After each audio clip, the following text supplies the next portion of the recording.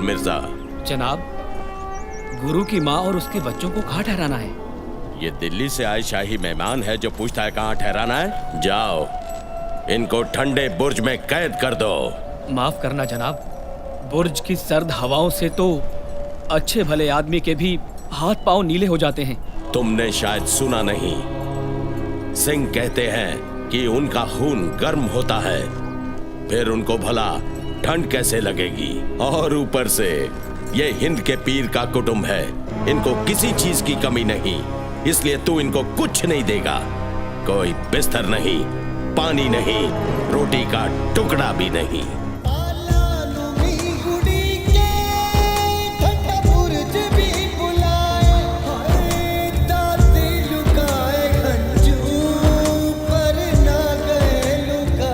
दादी माँ, गुरु पिता की माता होकर आपकी आंखों में उदासी?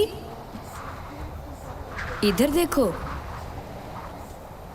हम उनके बच्चे हैं, हम तो बिल्कुल भी नहीं घबराए। और आपने ही तो हमें सिखाया है कि अकाल पुरख का भाना मीठा करके मानना चाहिए। फतेह सिंह, चल दादी को याद कराएं। अकाल पुरख जो करता है ठीक करता है, उसके हुक्म बिना तो पत्ता भी नहीं हिलता। उसके बुरे काम में भी अच्छाई होती है, पर हम उसे समझ नहीं पाते, इसीलिए उसको भुलाने की गलती कर बैठते हैं और दुख पाते हैं। अगर मेरी बातें तुमको इस हद तक याद है मेरे बच्चों, तो फिर मैं कभी नहीं भूलूंगी कि तुम मेरे शेर पुत्र के लाल हो और मैं उसकी माँ। हुजूर, मिर्जा जी, मैं छोटी सी अर्ज करना चाहता हूँ, बुरा मत मानना। मैं उसके लिए आपको कुछ भी देने के लिए तैयार हूँ। कुछ भी देने के लिए तैयार है मोती? तो फिर हम भी कुछ भी सुनने के लिए तैयार हैं। मिर्जा जी, मैं गुरुजी की माता और उनके बच्चों के लिए ये दूध ले जाना चाहता था। ठीक है, मलाई मुझे दे जा और दूध तू ले जा।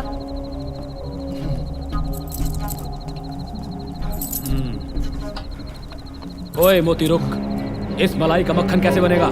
चल वापिस। खान साहब, आज मेरे पास यही है, कल मैं अपनी घरवाली के सारे गहने ले आऊंगा। चल गहने ले आएगा। हाँ। वो तो आज के हिसाब में गिने जाएंगे, कल के हिसाब में क्या देगा? कुछ तो करूंगा ही। कल गहने याद से ले आना, जा। हे वाहेगुरु, माता जी और बच्चों की सेवा देने का तेरा लाख लाख शुक्र है। माता जी, आपके और बच्चों के लिए दूध लेकर आया हूँ। मोती की ये छोटी सी सेवा कबूल कर लो। हाँ।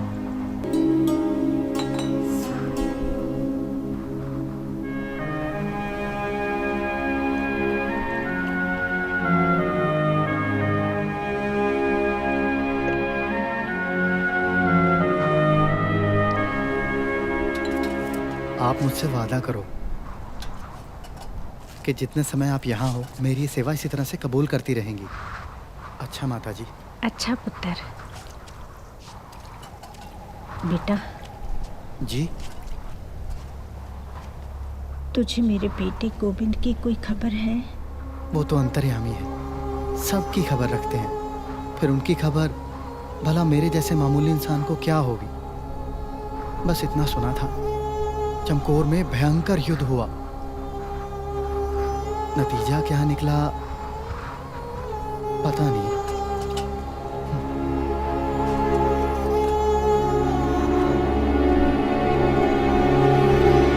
माता जी, एक बात समझ में नहीं आई। कौन सी बात?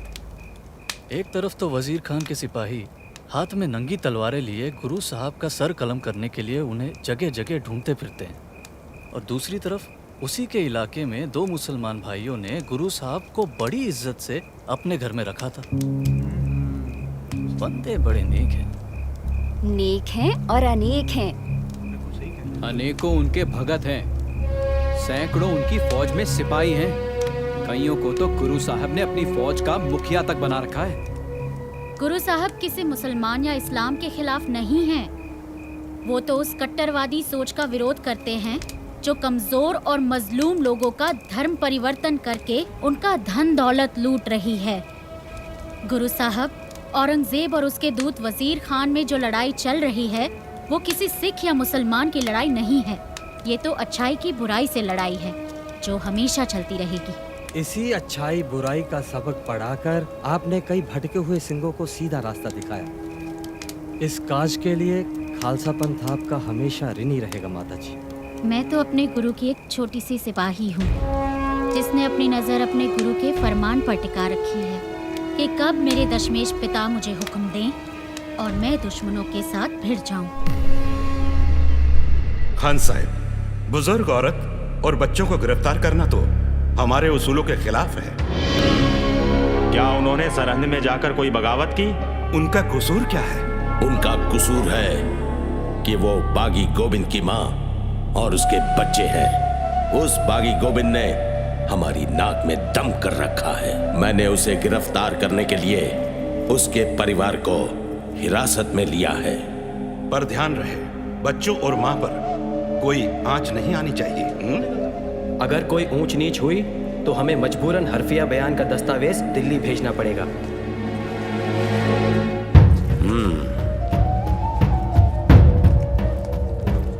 काजी साहब, कुछ करो। पर मेरे हाथों में कुछ तो दीजिए। बाकी उनका बाप है, बच्चे तो नहीं, जो मैं उनकी सजाए मौत का फतवा आपके हाथों में रख दूं। ये मौका हाथ से नहीं जाना चाहिए। एक ही तरीका है, ना आपको फतवा लेने की जरूरत पड़ेगी और ना ही मुझे देने की। क्या? और आप गोविंद से भी अपना बदला ले पाएंगे। वो कैसे? अगर बच्चों से हमारा धर्म कबूल करवा लिया जाए तो। जब उसकी औलाद ही हमारा धर्म कबूल कर लेगी तो उस गुरु के लिए इससे बड़ी कोई और हार हो नहीं सकती। लेकिन मैं अपने बच्चों के साथ क्यों नहीं जा सकती? बेकार की जिद मत करो माताजी, हमें तो जैसा हुक्म मिला हम वैसा ही कर रहे हैं। चलो चलो, तुम क्यों वक्त बर्बाद कर रहे हो? बच्चों को लेकर चलो।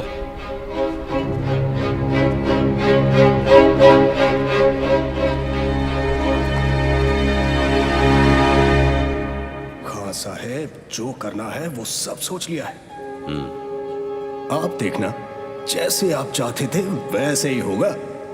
बड़ा दरवाजा बंद और छोटा खुला है।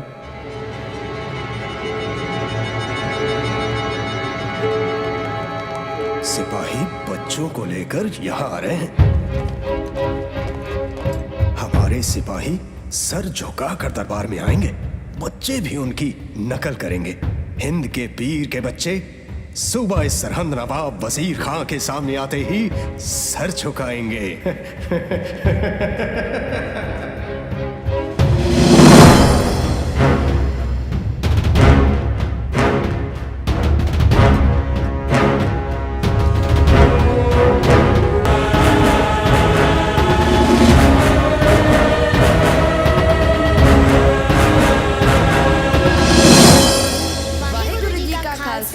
वाहेगुरु जी की फतेह। ये इन बच्चों ने क्या कहा? भाई यहाँ आकर तो हर कोई सलाम करता है। भाई बच्चों से बहुत बड़ी गलती हुई है। ये सरहंद के नवाब वजीर खां का दरबार है। यहाँ आकर कोई भी शख्स किसी गुरु की फतेह नहीं बुला सकता। चलो बच्चों, नवाब साहब से माफी मांगो और अदब से सर झुकाकर सलाम करो। हम वाहेगुरु में ही यकीन रखते हैं। उस परमात्मा आगे ही झुकते हैं जो आत्मा के रूप में हर किसी के अंदर बसा है। उसके बिना हम अपना सर और किसी के सामने नहीं झुकाते। ये काफिरों की बोली है। काफिर वो जो तलवार की नोक पर अपना धर्म किसी पर थोपे। काफिर वो जो अपनी ताकत का गलत इस्तेमाल करे। जो ईमान का पक्का वही सच्चा मुसलमान। जिसके दिल में दगा वो काफिर बेईमान। और छह लफ्जों में हमें बेईमान कह रहे हो? अब हमें हमारे धर्म की शिक्षा दोगे? हमें तो हमारे सिख धर्म का पता है काजी साहब। हमारा धर्म किसी को गुलाम नहीं बनाता। हमारे गुरु पिता ने हमें यही सिखाया है। बच्चों, तुम्हारे गुरु पिता को गिरफ्तार करने के लिए मेरे सिपाही चारों दिशाओं में फैल चुके हैं। जैसे रोशनी को कोई कैद नहीं कर सकता, वैसे ही गुरु पिता को पकड़ने वाला सूरमा अभी पैदा नहीं हुआ। वो चमक है उनके चेहरे पर कि लोग अपनी मर्जी से